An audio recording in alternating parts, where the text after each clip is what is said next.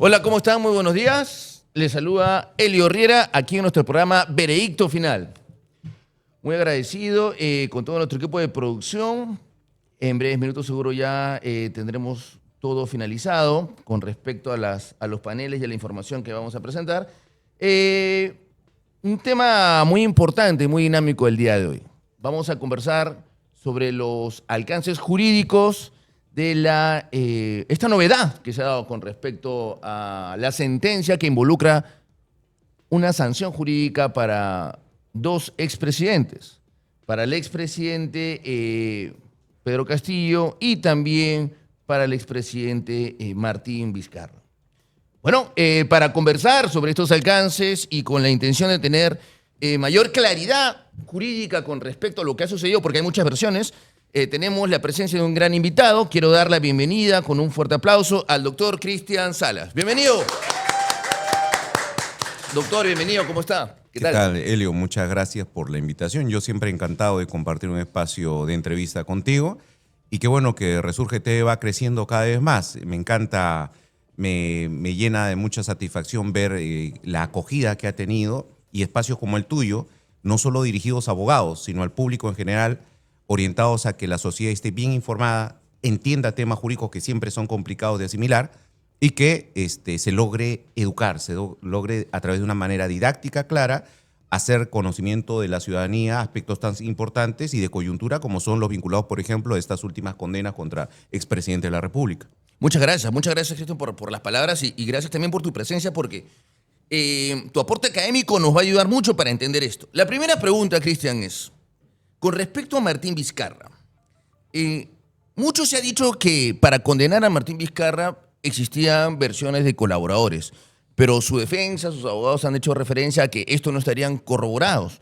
Entonces, quisiera preguntarte, jurídicamente hablando, ¿es posible condenar, por lo menos válidamente, porque existe una condena en este momento, a una persona con una versión de un colaborador eficaz que no está corroborada? ¿Cuál es el alcance jurídico, por favor? Eso es muy importante. A ver, nosotros desde el plano jurídico y sobre todo desde la posición de un abogado defensor, siempre nosotros exigimos que para que se valide la versión de un aspirante a colaborador, esta primero tiene que haber pasado por un proceso de corroboración, es decir, que sus dichos tengan un respaldo, un sustento en datos objetivos, documentos, fotografías, videos, información objetiva que permita dar fe de lo que está diciendo. Eso se llama corroboración. Pero en el caso de Martín Vizcarra, no estamos primero ante meras versiones de aspirantes a colaborador, no. Estamos ante sindicaciones de personas que ya tienen sentencia de colaboración eficaz. Esto es, que han pasado por el filtro de un juez y que han sido corroboradas. No son aspirantes, ya son colaboradores con versión corroborada y con sentencia, uno. Y dos, de lo que hemos podido ver en este juicio mediático, público, no son solo dichos. Ejemplo, hay un trabajador de la empresa que asevera que recibe el dinero en sobre, lo lleva a tal lugar y lo entrega. La versión de este señor tiene datos periféricos de corroboración. A ver, hay el voucher de retiro del dinero. Hay la descripción que él da primero del lugar donde habría hecho la entrega. Hay una verificación de esas características que coincide con lo que él dice. Entonces, si estos datos se van corroborando objetivamente, ya no son meras versiones. En el caso de Martín Vizcarra, no solo hay un aspirante a colaborador, hay datos objetivos que sustentan estas versiones de personas con sentencia por colaboración, que es un aspecto totalmente distinto y que le da fortaleza a esta condena. Doctor Cristian, ¿qué quiere decir sentencia para el colaborador? Es decir, ¿ya es culpable? No sé si pudiera aclararnos esto a nuestro público. La sentencia para un aspirante a colaborador que lo define ya como colaborador es aquella que emite un juez, antes obviamente del juicio, emite un juez una vez que verifica, primero, que su versión ha sido corroborada y que el acuerdo entre esta persona y la fiscalía está dentro de los márgenes o extremos que la ley establece. Por eso se llama homologación del acuerdo. Entonces, un juez lo que plasma en la sentencia es verificación de la corroboración y luego que los extremos de las penas, la reparación civil que se acuerde, esté también en ese ámbito. En este caso, el colaborador llega a un acuerdo provisional con el fiscal. Puede ser atenuación de pena o incluso puede ser exención de pena, o sea, liberación total de responsabilidad. ¿Y eso de qué depende? De la calidad de la información y datos incriminatorios para otros que él ofrezca. Entonces, el juez lo que hace es verificar eso y en base a eso emite la sentencia declarándolo colaborador eficaz e imponiendo la pena, si es una pena reducida, o eximiéndolo de pena, de acuerdo a lo que pactaron. Entonces no es tan cierto que Fiscalía no tenía elementos, porque de acuerdo a lo que nos estás en este momento comentando, Cristian, ya existirían pronunciamientos judiciales, condenas con respecto a estos aspirantes que ya se ven colaboradores eficaces, y Fiscalía ya tendría elementos más fuertes para, con razón, condenar a Vizcarra. Así es, son versiones corroboradas que, ojo, si bien no son vinculantes, esto es muy importante, la sentencia de colaboración vincula al Ministerio Público y al colaborador, pero no vincula necesariamente y no genera necesariamente responsabilidad para otros a los que el colaborador puede sindicar, ¿ya? O sea, la sentencia de colaboración vincula solo al colaborador y al Ministerio Público. A los otros se les tiene que probar en base a esos datos del colaborador y otros datos más que en el proceso puedan surgir, que es lo que ha ocurrido con Martín Vizcarra. Porque si esto fuera automático, diríamos, no, como ya tenemos 2 colaboradores, consecuentemente Vizcarra es culpable. No. Lo que se ha hecho en el juicio oral es traer a los colaboradores, ver su versión y se ha oralizado todas las documentales que buscan justificar esa corroboración o esa sindicación. Y se ha determinado que pues, Martín Vizcarra sí ha participado en estos 2 hechos gravísimos, ¿no? Soborno, cohecho y colusión. Y en este sentido, algunos abogados decían que como a Martín Vizcarra le revocaron la prisión preventiva recientemente, no existían elementos para condenarlo. Entonces no tiene nada que ver la prisión preventiva, donde recientemente le habían revocado y obtuvo su libertad, con el hecho de esta condena. Qué buena pregunta para los estudiantes de Derecho y sobre todo para los abogados, ¿no? Es que la prisión preventiva, si bien tiene como primer gran elemento la existencia de elementos de convicción, o sea, datos objetivos graves, fuertísimos, que vinculen al procesado con el delito, si bien ese es su primer elemento, en esencia la prisión preventiva depende de un factor clave, que es el peligro procesal. Y a Martín Vizcarra le revocan la prisión preventiva porque se determinó que ese riesgo procesal no era determinante. Es distinto a que no haya prueba en su contra. Entonces, una persona puede tener muchos datos de sospecha en su contra en el proceso, pero si el riesgo de su fuga no es latente, no es palpable, pues no cabría la medida de prisión preventiva, que es la última medida, la más gravosa que debiera imponerse a cualquier ciudadano. Entonces, en este sentido, esta condena, quisiera también que nos expliques por qué a Martín Vizcarra se lleva a la cárcel si estamos en una primera instancia, y por qué en otros casos, como por ejemplo, y ahora lo vamos a comentar, el de Castillo, por qué se suspenden los efectos. ¿Cuál es la diferencia? Claro, en primer lugar, resulta facultativo para el juzgador, una vez impuesta la condena, ordenar que ésta sea de ejecución inmediata o se suspenda hasta que se resuelva la apelación. O sea, nuestra legislación permite eso, ¿no? En el caso de Martín Vizcarra, el criterio del colegiado ha sido que sea efectiva considerando la gravedad de los delitos, considerando el riesgo que puede generar para el proceso que él, ante una condena bastante fundamentada, puede escapar, y es por ello que no determinan que sea suspendido los efectos de la sentencia hasta que se resuelva la apelación. No lo determinan y lo aplican. Y en el caso de el juicio contra Pedro Castillo, se ha determinado la suspensión, creo que para 2, ¿verdad? Sí. Aníbal Torres y Willy Huerta. Willy Huerta. En el caso de Aníbal Torres es por la pena baja que le han puesto, por su edad, ¿no es cierto? Y han considerado que se suspende hasta que no se resuelva de forma definitiva la condena. Y en el caso de Willy Huerta es igual, o sea, también un tema de consideración por la edad de los procesados, ¿no? Y se han impuesto incluso reglas de conducta, están obligados a comparecer al juzgado, a firmar y demás. Entonces, aquí a Vizcarra le queda solo apelar, y eso lo verá otra sala.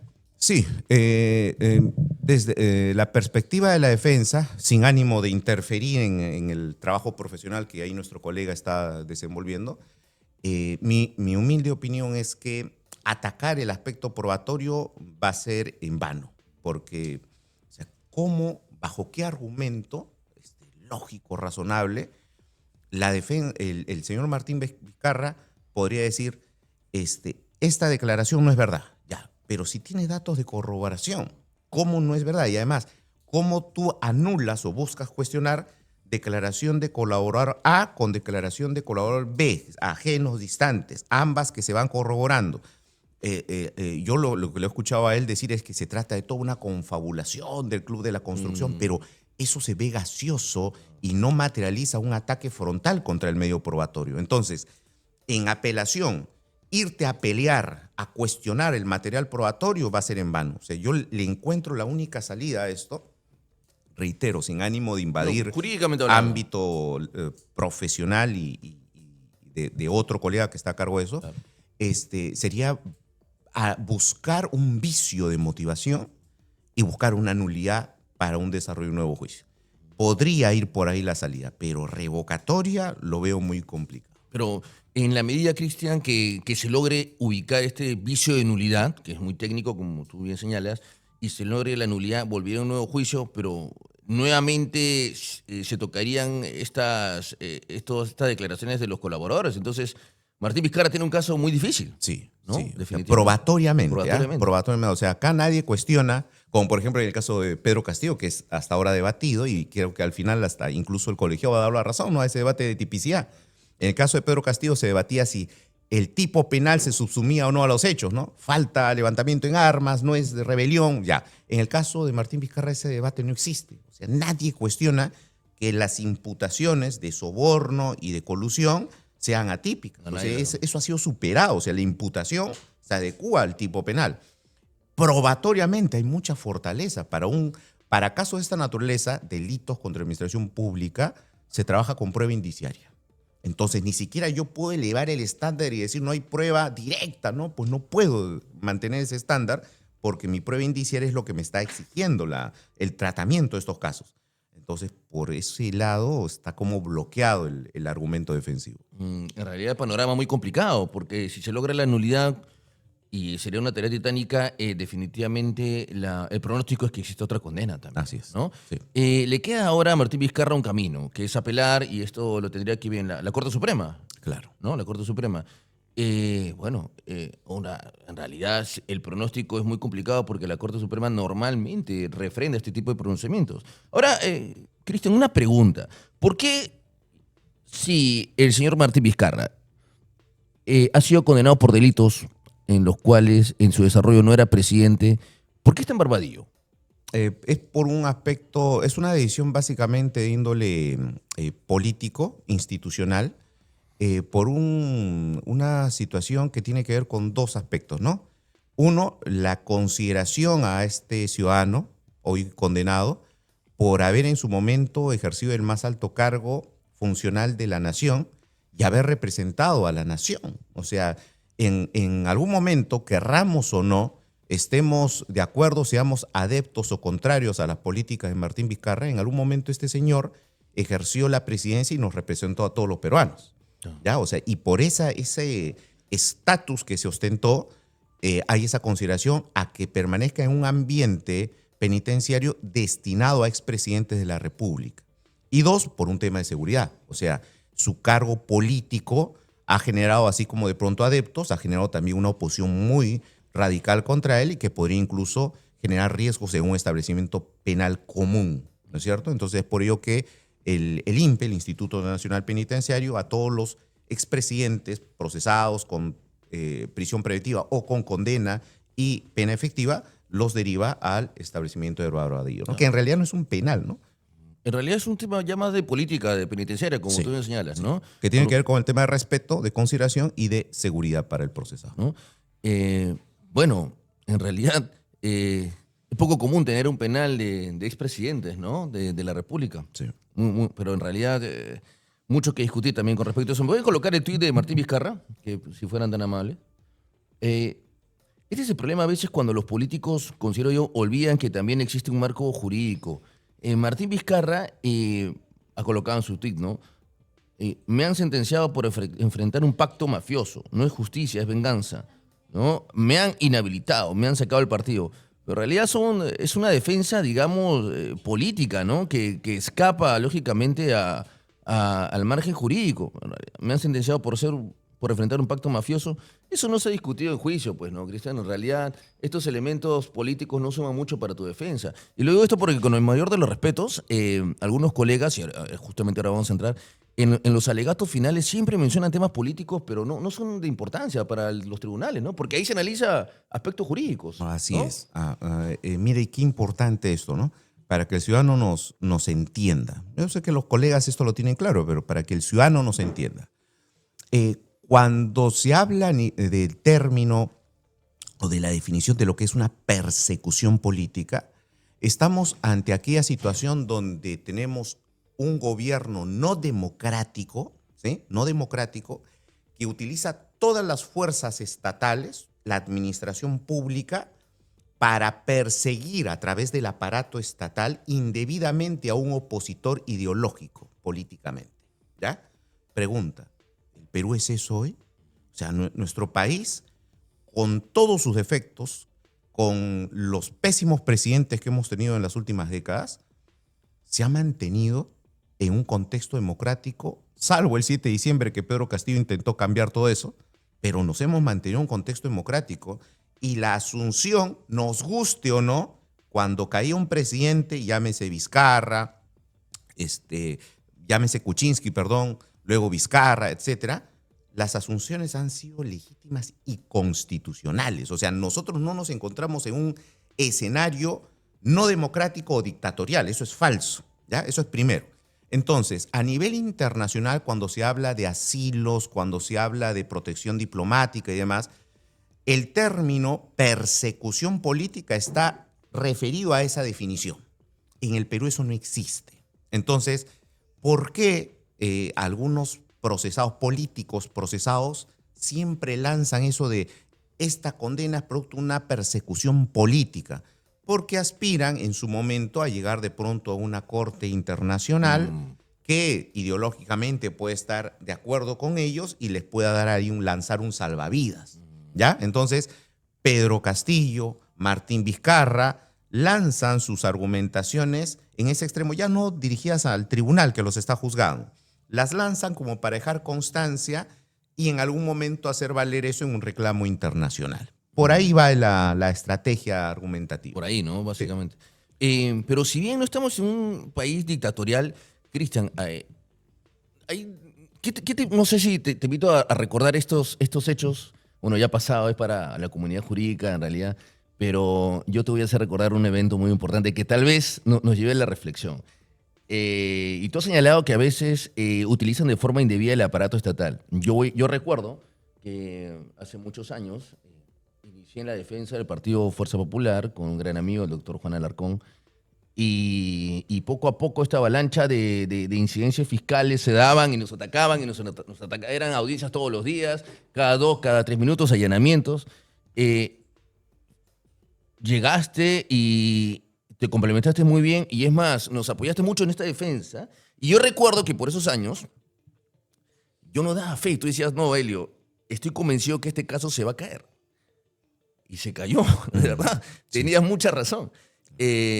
Tal vez en ese momento te acordarás, era una persecución, porque yo recuerdo que trabajamos de madrugada, tú enviabas los lineamientos, vamos a trabajar esto. Pérez nos programaba los autos de investigación y nos lo cerró porque venían las elecciones, ¿no? Sí. Entonces, a veces también hay escenarios como esos que podrían ser considerados, ¿no? Tener una suerte de persecución, ¿no te parece? Tienes razón. En el caso Cócteles, en la fase de investigación sobre todo, cuando solo el Ministerio Público tenía el caso bajo su cargo y que a nuestro criterio jugaba en pared con ciertos jueces para ciertas medidas, recordarás que incluso había un blindaje tal a los fiscales que estaban a cargo de ello, que cualquier pedido de exclusión, de queja, rechazado, ¿no? Rechazado en diversas instancias. Apelamos, cuestionamos, rechazado todo. Pero nosotros como equipo, siempre estuvimos con la convicción de que no había caso, jurídicamente. Y claro, era entendible que para nosotros era una suerte de choque contra la pared, que nos esforzamos, hacíamos argumentos finos, técnicos, de atipicidad, de nulidades, Claro. de tutelas, ¿no? ¿Te acordarás? Claro que sí. Y que chocábamos contra muros, Cada rato. y que el muro no solo era a nivel fiscal, a nivel judicial, sino también a nivel mediático, Claro. donde ya no había un muro, sino que había ya una avalancha, Claro. ¿no? Pero claro, en ese contexto, mira tú, la posición del cliente es determinante. Y acuérdate tú la posición de la presidenta del partido, ¿no? Keiko Fujimori nunca pretendió huir. Mira Sí, pues nunca, distinto nunca. eso, ¿no? Nunca pretendió evadir su responsabilidad frente al procesamiento, o sea, a las citaciones, a cualquier pedido de información. Nosotros no nos negamos a dar Claro, información, nunca. dábamos la información que se requería a las citaciones a audiencias. Ella estaba ahí, los demás procesados, los representantes del partido. Nunca huyó, afrontó, padeció prisiones preventivas Claro. que no tenían sentido, que no estaban justificadas, pero nunca ella buscó asilos, nunca ella, sobre pretexto de persecución política, buscó evadir su responsabilidad y fugar del país para desde el extranjero, en alguna Claro. embajada, ¿no? Ver desde lejos cómo avanzar el proceso. No, mira qué diferencia, ¿no? Y si bien nosotros encontramos un matiz político en la actuación de ciertos funcionarios, nosotros siempre mantuvimos también esa postura del cliente. O sea, acá es un debate técnico y que se va a ganar jurídicamente. Y mira cómo el tiempo nos dio la razón. Nos dio la razón. Claro, nos dio la razón. Sí. En un contexto evidentemente político, en campaña 2021, se lanza esa acusación, titulares en plena segunda vuelta, ¿no? Keiko va 30 años presa. Me acuerdo que incluso un portal jurídico muy reconocido puso, ¿no? Claro. Keiko Fujimori condenada a 30 años. Claro. Yo tuve que hablar con el Claro. director de ese medio, decirle, no es condena, es una acusación. Se ha Claro. planteado recién la postulación. Claro. Corrigieron felizmente, ¿no? Entonces, pero mira cómo eso afecta políticamente, en este caso, a un sector político, pero a través del mal uso, el uso indebido, malicioso de la función, en este caso fiscal. Definitivamente, ¿no? Y este mensaje también para la comunidad, porque aquí ejercemos un rol de abogados, en realidad. Cuando hacemos lo correcto, no tenemos que temer. Yo recuerdo mucho al doctor Domingo Pérez, que se asombró mucho el día que te apersonaste a la diligencia, justamente, para representar a Fuerza Popular y no quería que ingreses. ¿Recordarás? Sí, claro. Entonces, el mensaje siempre es hacer lo correcto, finalmente. Y cuando hacemos lo correcto, no hay nada que esconder. Y sin miedo, ¿no? Y sin miedo. Porque nosotros sabíamos que estábamos en un terreno peligroso, no solo por, acuérdate, o sea, en ese momento las figuras de estos fiscales, ¿no? Pérez, Claro, Vela, están arriba. eran unos rockstar Lógico. que hasta ahora tienen todavía ahí por ahí algún adepto, pero eran intocables. Ah, o sea, totalmente. si tú opinabas contra él, ya eres un corrupto, ¿no? Éramos O sea, corruptos. éramos El corruptos. brazo legal. ¿Y el riesgo cuál era en ese entonces? Que por cualquier cosita nos denunciaran. Claro. Que nos metieran al proceso Claro. como parte de la red criminal, Claro. cosa que pasó, por ejemplo, con nuestra colega Juliana, ¿no? Claro. Con al doctor Humberto Abanto, que lo metieron en el caso de arbitrajes Claro. indebidamente. O sea, ese riesgo estaba latente para nosotros y nosotros creo que con sapiencia y también con contundencia supimos en un momento golpear y ubicarnos. Sí, claro. Era un tema de estrategia importante y felizmente se trabajó esto de manera corporativa, éramos varios estudios.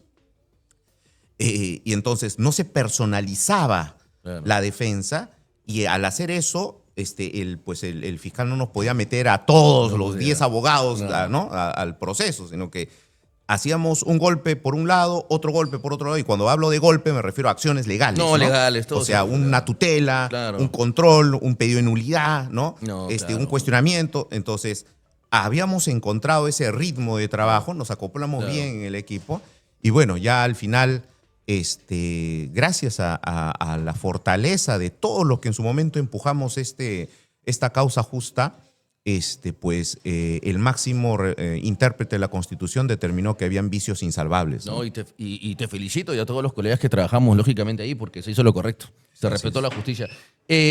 Cristian, antes de entrar al caso Castillo, ¿cuál es tu opinión con respecto a los abogados, a los colegas? Yo sé que eres muy respetuoso y nunca hablas mal de los colegas, yo sé cómo eres.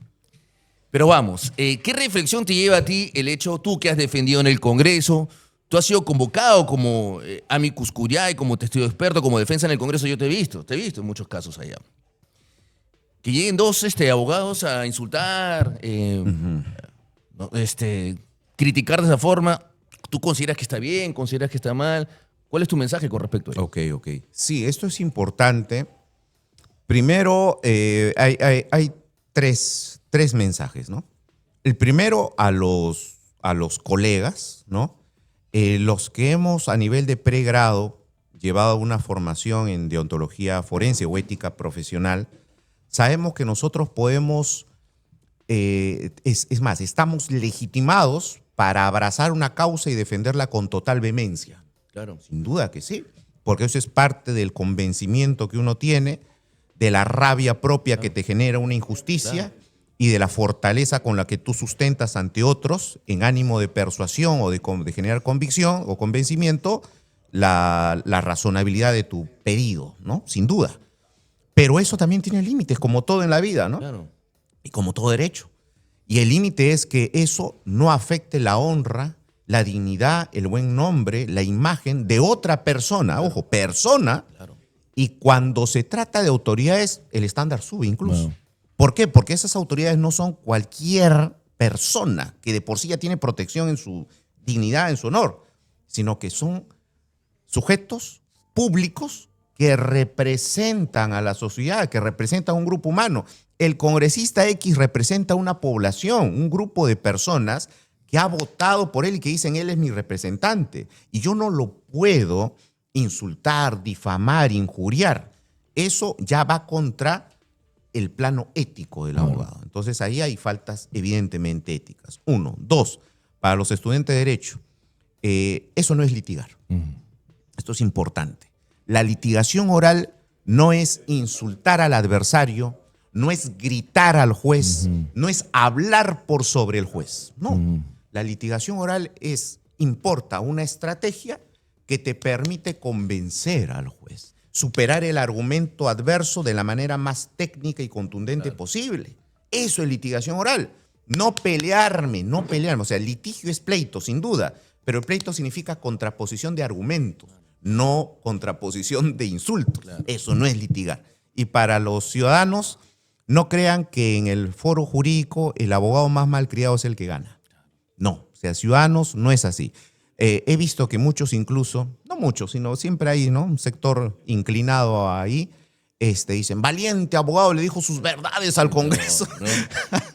No, ahí hay un error de apreciación. Y creo que la ciudadanía, el ciudadano de bien entiende que eso no es así. Y que así un abogado no debe de desenvolverse, no puede desarrollar efectivamente, y hay algo peligroso. Al hacer eso dejas en indefensión a tu patrocinado. Claro. Porque ¿qué le dijeron a este último abogado que insultó? Oiga, váyase. ¿Y tu defensa? Claro. ¿Y tu posición jurídica dónde quedó? En la nada. O sea, dejaste en indefensión a tu cliente. Claro. Yo coincido contigo en todo sentido y mi mensaje es claro también con respecto a ese tema. Jurídicamente no han hecho nada. Jurídicamente han expuesto a sus patrocinados. Han llegado a ofender, en este caso, el Poder Legislativo. Han utilizado una carrera que yo considero es una de las más bonitas que existen, donde tienes la posibilidad de defender derechos. Y mi mensaje también se suma a ello, porque no podemos comprender que estos abogados, por más que griten o quieran gritar, bueno, pueden ir a un estadio si desean, pero no pueden utilizar la carrera a la cual nosotros defendemos y obedecemos para hacer este tipo de cosas, ¿no? Ojalá que algún día puedan reflexionar, porque lamentablemente generan una expectativa inadecuada también para nuestra profesión. Y la ciudadanía, que tal vez algunos ciudadanos tal vez no tendrán la información clara, pensarán, es la forma de litigar. Y no es correcto, porque si permitimos ello, más adelante estaremos en un estado totalmente contradictorio, rompiendo las reglas de la Constitución. Y ese no es el mensaje que se puede dar, ¿no? Definitivamente. Entonces, por más que griten, señores, hagan lo correcto. Ya, hacer lo correcto es defender derechos. Cristian, me gustaría, antes de cerrar la entrevista, tu opinión con respecto a Castillo. ¿Es delito de rebelión o no? Te quiero hackear ahí. ¿Es rebelión o no? Mira, concuerdo con la posición que la sala ha adoptado. O sea, como rebelión hubiera sido, si bien es debatible, incluso tenemos una posición ahí de la sala del doctor San Martín que interpretó el alzamiento en armas también desde un plano psicológico, ¿no? En relación a que en este caso el sujeto activo en su condición de presidente de la República sí tenía esa atribución, ese poder, esa potestad de ordenar alzamiento en armas, en ese sentido iba. Coincido con el planteamiento de la sala, que a través de esta desvinculación procesal lo condena por conspiración para la rebelión a él, a Betsy Chávez y a Aníbal Torres, ¿no? Ahí concuerdo con esa posición. Un punto importante que se está debatiendo en el plano jurídico es, no debieron condenarlo, y creo que hay un voto discordante de uno de los magistrados en ese sentido. O sea, no debieron condenarlo por conspiración, no debió darse la desvinculación porque los hechos no son los mismos. No concuerdo con ese voto discordante porque los hechos en global eran que Pedro Castillo, Betsy Chávez, Aníbal Torres y otros se habían puesto de acuerdo para, a través de ese mensaje, generar todo el golpe de Estado. Y ese era el planteamiento del delito de rebelión. Pero ese marco fáctico engloba, subsume también el tema de conspiración para la rebelión, puesta en acuerdo para, a través de la elaboración de un mensaje, la búsqueda de prensa de TV Perú, dar un golpe y dar las instrucciones para sacar a los congresistas del Congreso, disolver el Tribunal Constitucional, detener a la Fiscal de la Nación. O sea, se había dado todo ese preparativo. No funcionó, perfecto. No hay rebelión, no hay alzamiento en armas. Nadie le hizo caso, ya listo, pero hubo una conspiración para la rebelión. Por ahí va el tema. Mira, yo le decía a Cristian, a Ayrton Erizado, un amigo y colega, también lo conoce, Claro, un gran amigo. Es un gran amigo. Decía hace 4 meses, mira, por rebelión, quédate tranquilo porque no hay, coincidimos. Preocúpate, Hace 4 meses. Preocúpate si te meten en conspiración. Sí. En esa misma reunión coincidimos. No, y él Claro. él me decía, pero ¿cómo puede darse el caso excepcionalmente?